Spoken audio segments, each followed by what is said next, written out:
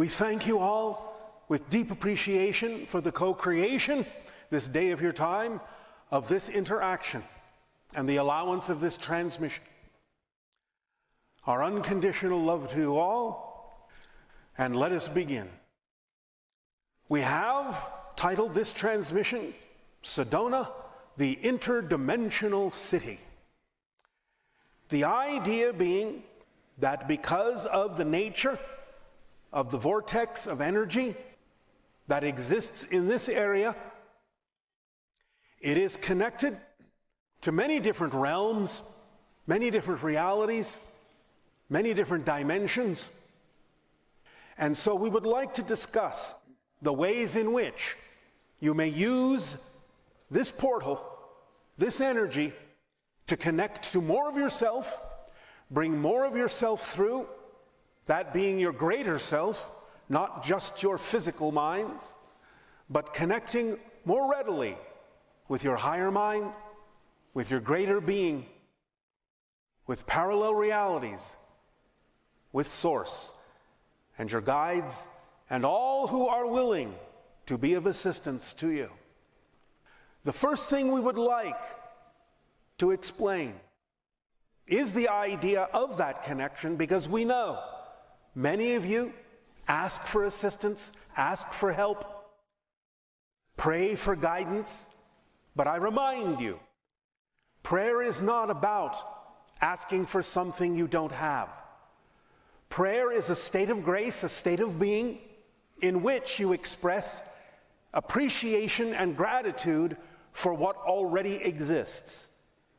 Because you have all the help you can possibly be given already. It's about allowing yourself to be more aware of the help you are already receiving, rather than asking for something you are not being given. Keep it in present tense, for that's where everything exists, in the right here and the right now. We have before talked about the idea, just to use a similar Earth analogy, of the AAA formula. When you need assistance, you call AAA. But this AAA is the idea of acknowledging what you have, being in appreciation for what you have, and allowing what needs to happen next to happen. So acknowledging, appreciating, and allowing are the states of being that represent your ability to allow you to know you are receiving what you need and to be more open to perceiving it. It is the allowance that allows you to perceive what it is you are already being given, because you are always being given it. It is never withheld, not for one moment. As we have said, based on the idea you call the law of attraction, it isn't wrong that you have to be of the vibration to attract what you need, but many people have a little bit of a misunderstanding as to what that really means. And so, as we have explained, your core frequency, your true essential vibration, is already attracting everything you need as powerfully as it can be.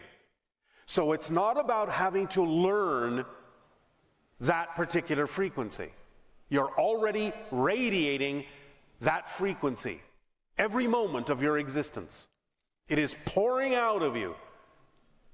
The idea is to stop getting in the way of allowing it to attract what you need.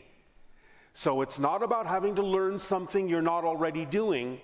It's about letting go of those fear-based or negative belief systems or erroneous assumptions and definitions that are impeding your core vibration from bringing you what you need in life. And notice that we have said what you need, not what you want. Sometimes your wants and needs can coincide, but very often the want may be the result of a misunderstanding in the ego structure to make you think you need something that really isn't necessarily as relevant as you might think or as you might wish. But if you have what you need, your lives will be fulfilled. You will live a life of joy because the needs are what will support you in every endeavor that is representative of your truth, of your passion, of your true path in life. If you have what you need, you have everything.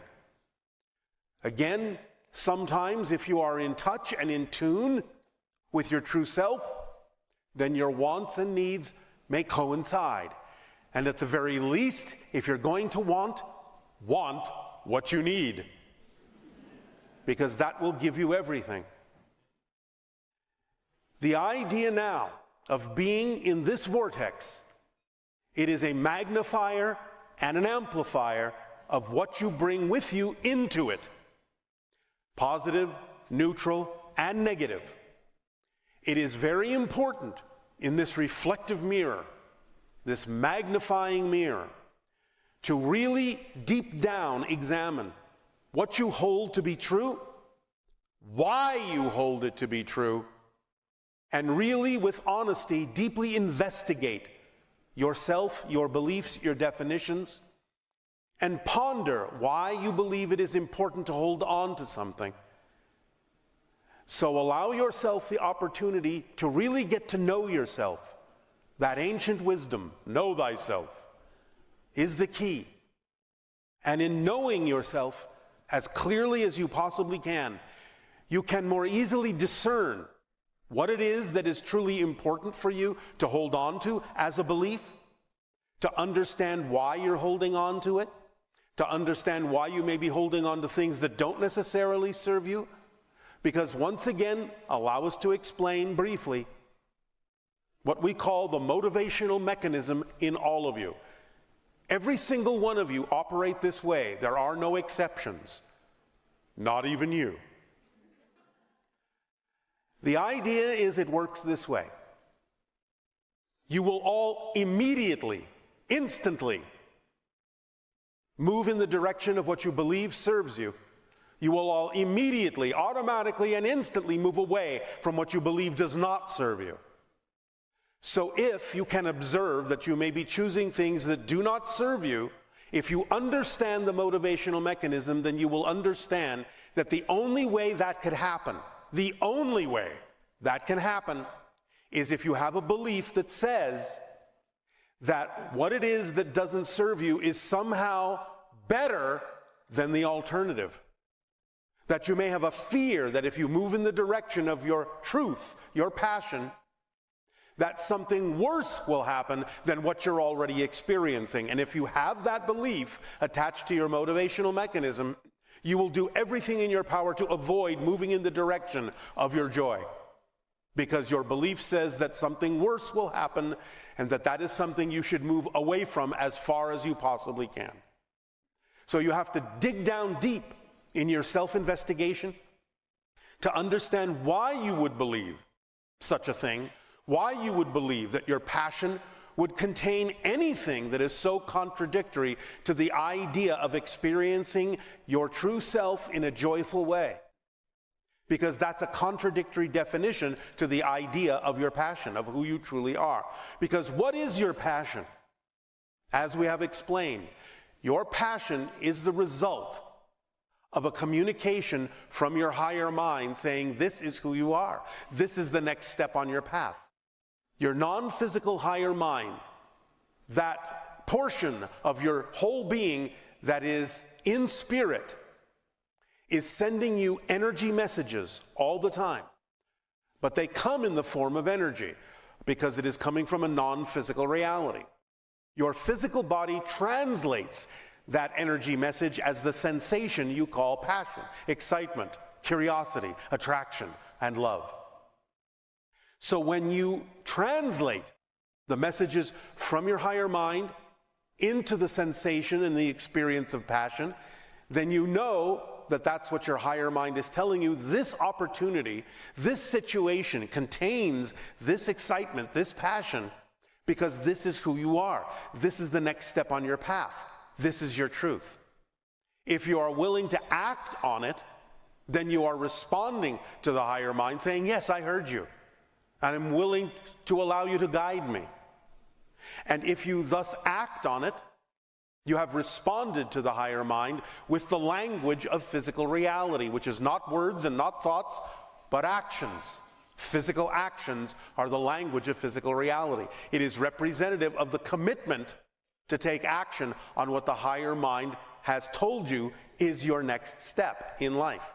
And once you do that, you set up the dialogue with your higher mind so that it can send you more opportunities to act on your passion. For why should it send you more opportunities if you haven't even acted on what it's already sent you? The idea is then you cause the ball to start rolling, and then it can gain momentum, and then the higher mind can bring you more opportunities and bigger opportunities to act on your passion. And it doesn't matter if it starts small. If you do not immediately know what your passion is, allow yourself to start simply in daily ways. At any given moment, you have a number of options available to you. Very simple daily things. You can take a walk, you can read a book, you can talk to a friend, you can eat a meal. Just pick what has even the tiniest bit more excitement than any other choice and act on that first to the best you can. No insistence, no assumption as to the outcome. See where it leads, stay in a positive state, examine any belief systems that are fear-based and negative that come up surrounding it, and just keep doing that. If you find you cannot tell the difference between two things, flip a coin. Because then it won't matter. Sometimes the coin flip may reveal to you what your true attraction is. Oh, heads I'll do A, and B I'll do tails this way. And if you flip it, it goes tails, you go, oh darn, I wish it was heads.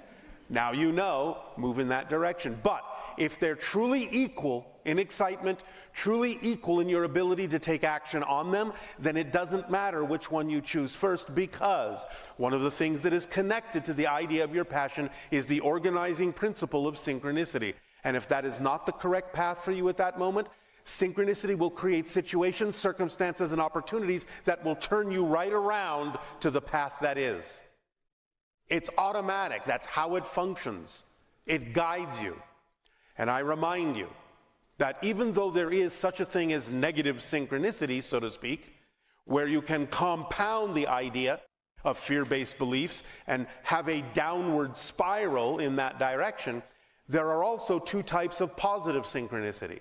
What we will call green light synchronicity and red light synchronicity, just like your traffic situation. The green light synchronicity says, here's an opportunity, and it says, go, act on it. You can act on it, and you can move forward. Red light synchronicity says, this may be representative of your passion, but don't take that action right now. No matter how hard you try, there's nothing you can seem to do about acting on that thing. If it's not you that is preventing yourself from doing that, then it is simply red light synchronicity saying, not yet. You may need to go over here to gather information and experience that will bring you back around to the proper timing when you can act on this, but not right now. So if you've done everything you can to act on something and it just doesn't seem to be moving forward, then trust that as long as you are honest with yourself and you're not the one dampening that excitement, that red light synchronicity is telling you that this is not exactly the step you need to take at this moment. Go with what you can act on. Go with what green light synchronicity says. You can act on this, and it will actually lead you where you need to be, so that when you wind up there, these other things that are all interconnected, all representative of your passion and your excitement, can then possibly come to fruition. But I caution you this. Never assume that the form that your excitement comes in is the form that must come to fruition, because you don't know why it came to you in that form. It might play out, but sometimes, because of the nature of the belief systems that exist within your physical mind, sometimes synchronicity and excitement have to present themselves to you in a certain way, just because that's the way that will get you to actually take an action. get you excited enough to move so that you can wind up where you need to be, so that what really needs to happen can actually happen more easily. And that's why you don't have any insistence or assumption about why your excitement comes in the form that it does. So you don't have to assume that it's rigidly fixed, so that surprises can come and lead you exactly where you need to be led. Does that all make sense to you so far? Yes. All right.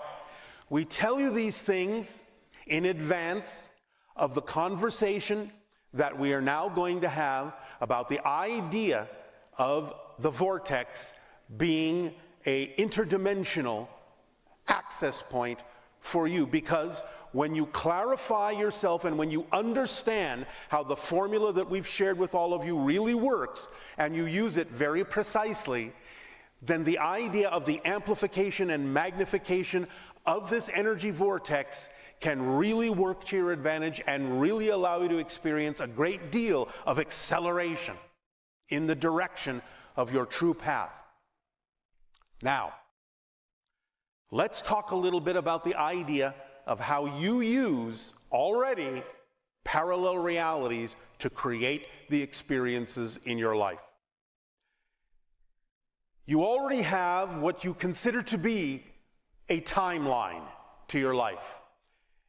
You linearly usually think of it going from A to Z. I'm going from the past to the future, through the present.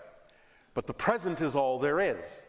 The past and the future, in a sense, are just probable illusions, probabilities that haven't yet really solidified until you solidify yourself in the present, until you define yourself clearly in the present, in whatever way, shape, or form you might do that, positively or negatively, or even neutrally. I remind you of this so that you understand that while you may think linearly that the future is not fixed, neither is the past. Listen carefully. What you define yourself to be in the here and now, which is all there is, in the present, right now, not only changes the probabilities of the future, but changes your past as well. Why? It works this way. Because you're experiencing the idea of physical reality, because you're experiencing the idea of cause and effect, you're separating them out. Oh, this causes this effect to happen.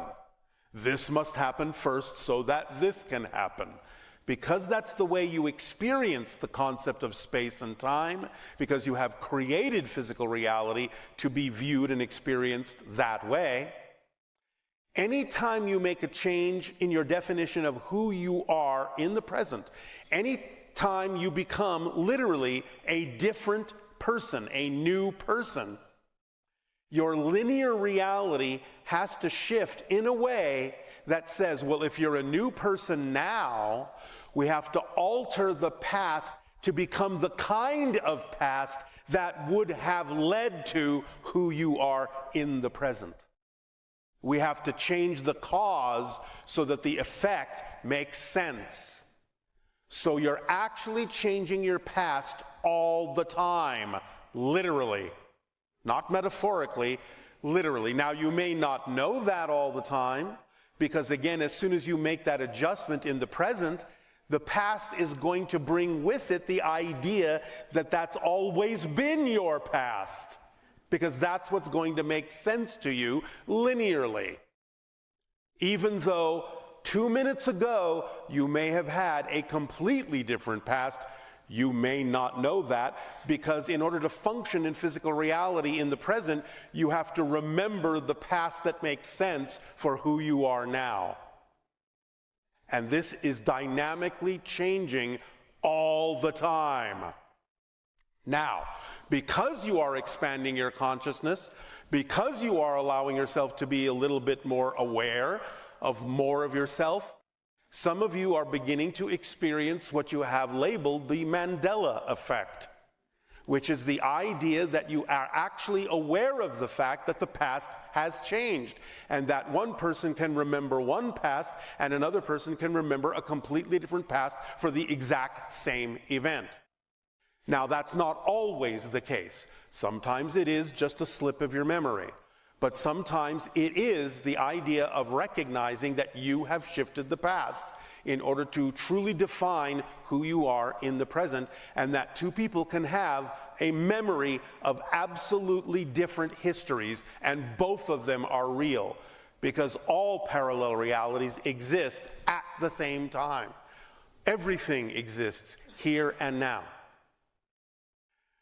When your scientists begin to understand consciousness a little bit more thoroughly, they will understand that in their search for a so-called unified theory of physics, they have to include the idea of not only reducing all of the physical phenomenon in reality to a single idea that explains all of the effects, they have to reduce space and time as well. So reducing the idea of space to its ultimate will be the idea of a single dimensionless point.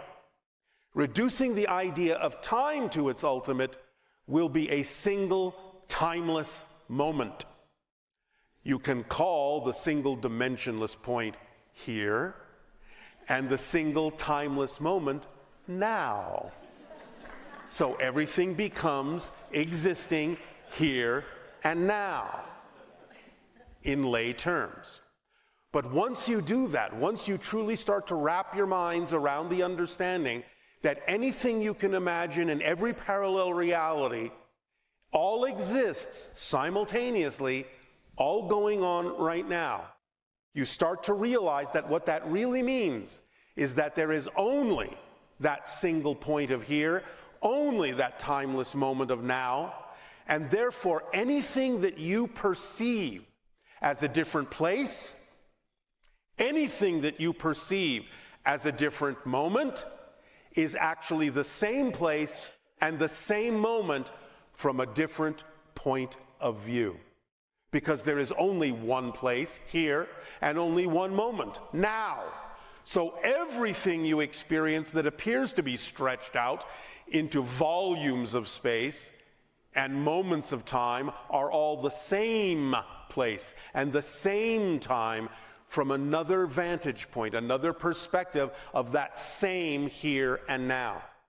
That's how you create the idea and the experience of physical reality.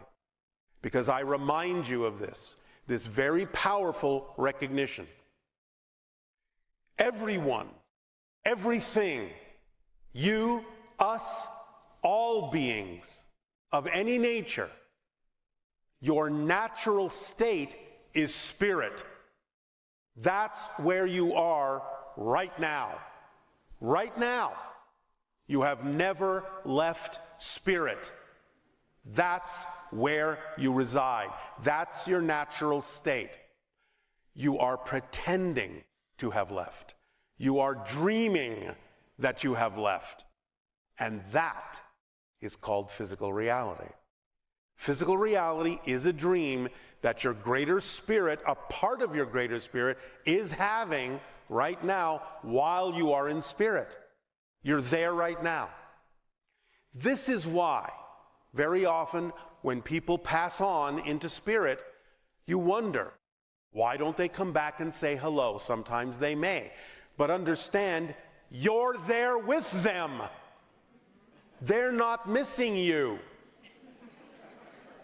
So the idea is they may show up now and then to remind you that it is only a portion of your spirit in the spirit realm that thinks it's not in the spirit realm anymore.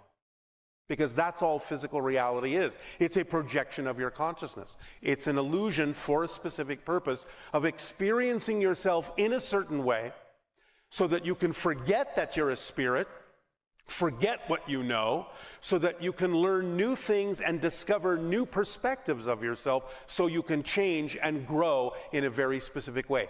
That is how creation expands.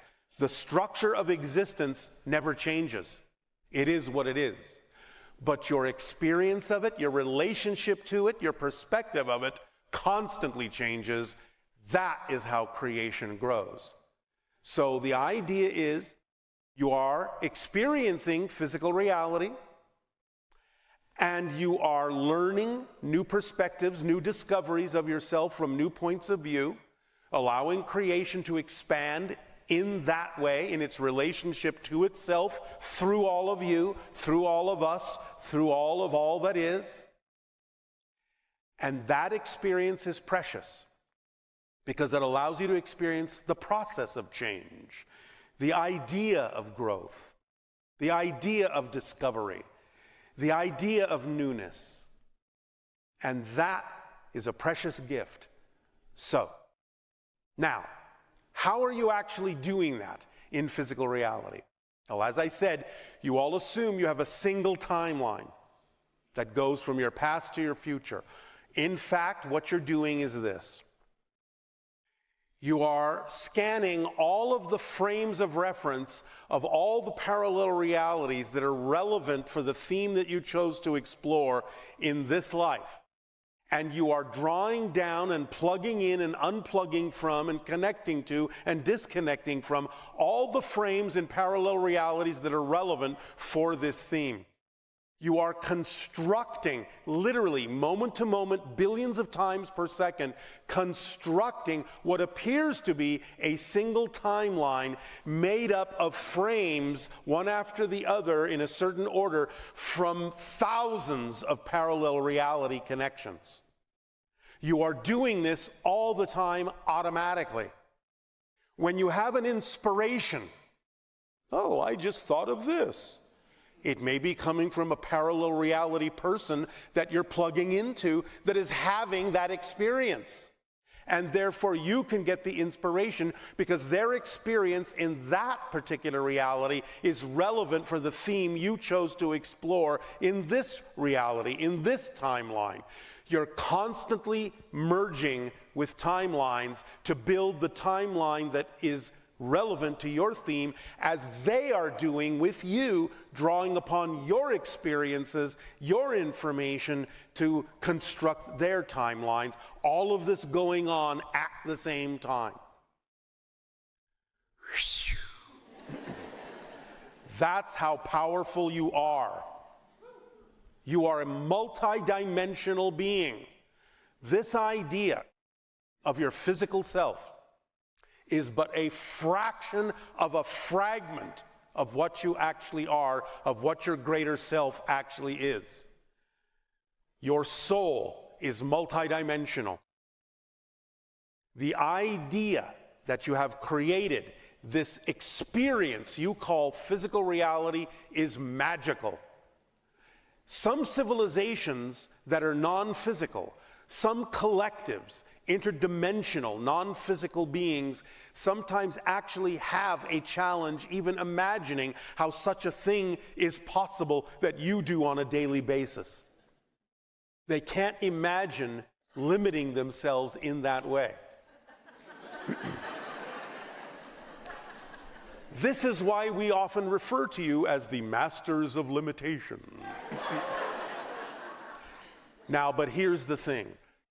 In your process, you are going from being the masters of limitation to being the masters of limitation, so that you can master how you use the limitations you impose upon your consciousness in ways that will allow you to experience your growth in a fantastically magical way, so that you really start remembering that you're creating this physical reality experience by your collective and individual agreements, by the contracts you have with each other, to serve each other, to reflect to each other what it is you each need to know to become more aware of who you are through this process, to discover a new perspective of yourself and add that experience to your soul, to your greater being, to all that is, to source itself.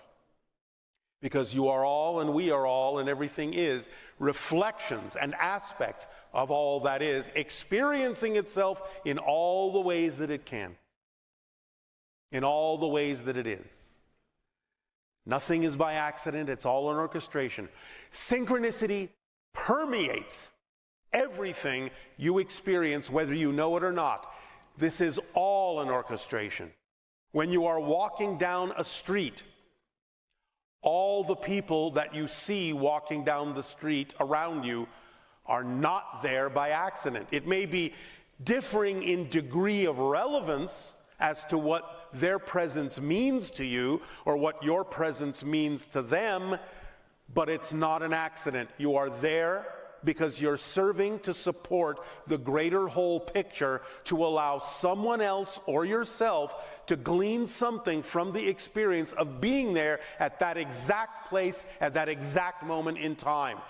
The orchestration is amazing, precise, unerring. When you are stuck in one of your so-called traffic jams, it's not by accident that you're there. So take the time to look around. The people that are next to you in their automobiles are not there by accident. Again, it may not necessarily be that relevant for you at that moment, or maybe you are learning some lessons. Here's one example. Again, by being in that traffic jam and not moving forward very quickly, how do you know that 5 miles down the road, if you had been going at full speed, you wouldn't have gotten into an accident that killed you? You don't know.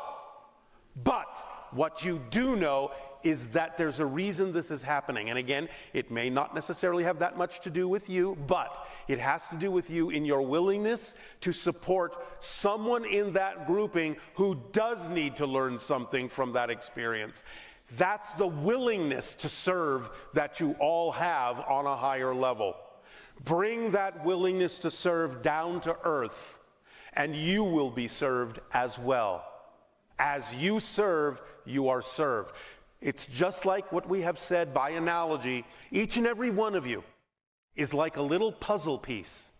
And when you all fit together, you create the big puzzle picture that supports all of the pieces within it as the pieces support the whole. If you are willing to be the puzzle piece the way you were intended to be shaped, the natural shape you are, and not trying to be a different shape that you are not, you will fit with all the other shapes willing to be themselves, and you will create a harmonious whole. Remember, unity and harmony are not the product of being homogeneous.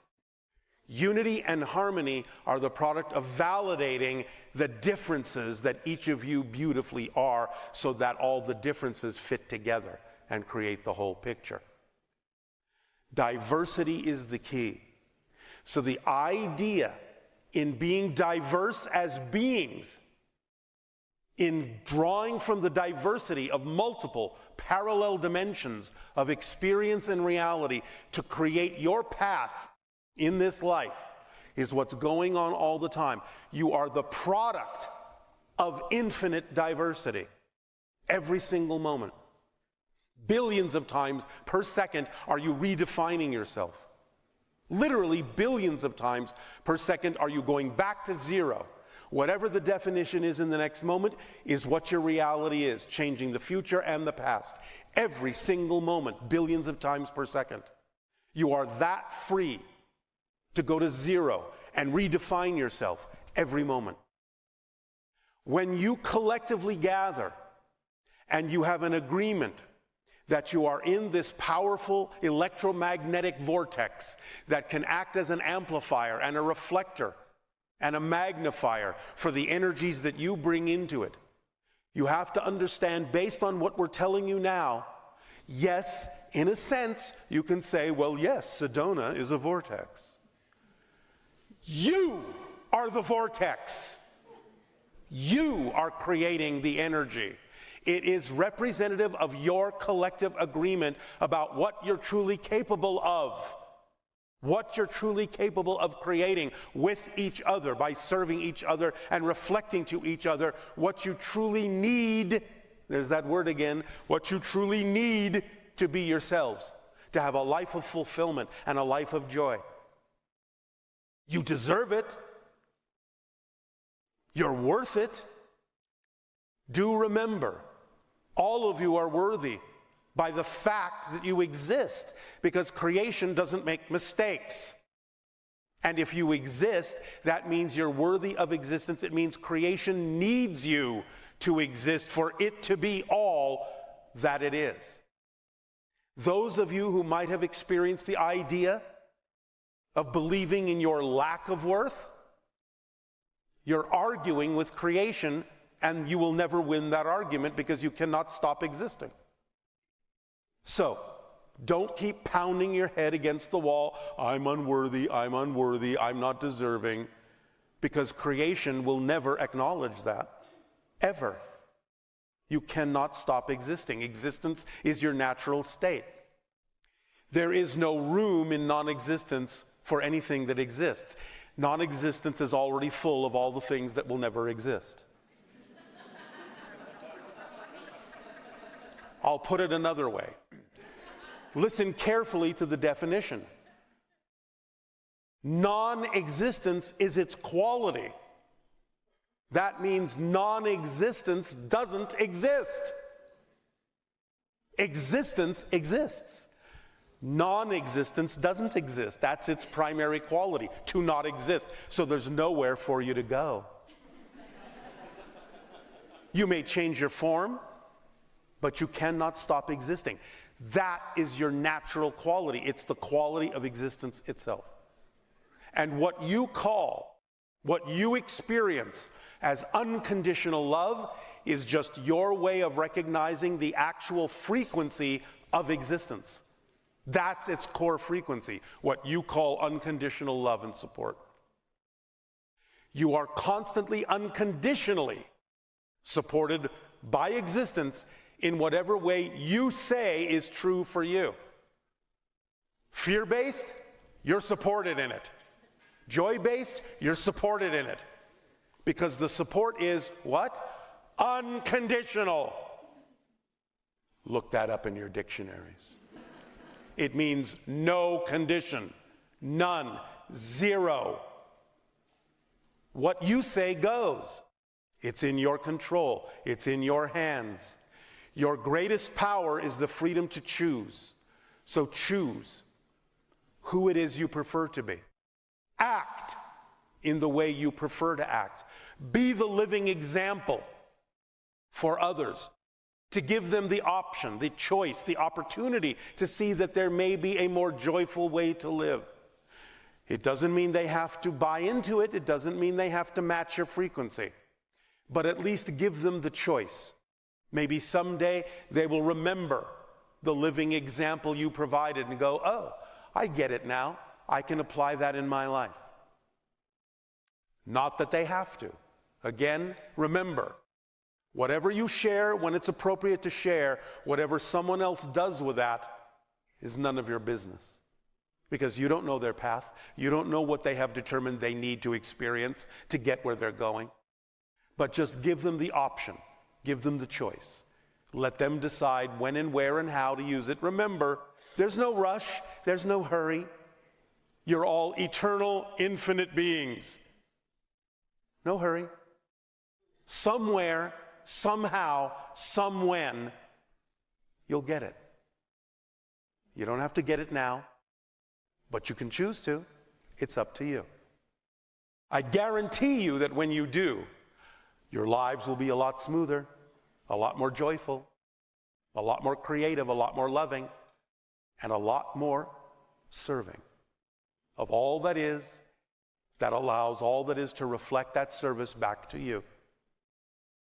So, the parallel realities that you constantly connect into, the other dimensions you become aware of, the other versions of your greater being that are living out their lives along with you simultaneously, side by side or overlapping, if you wish to put it that way, are there for you to mine as you need to, as they give to you and they serve you and you serve them by providing them more experience, more information, more energy, so they can draw from you what they need as you draw from them what you need. So we're talking about service across multiple realities. Service across multiple dimensions is your natural state.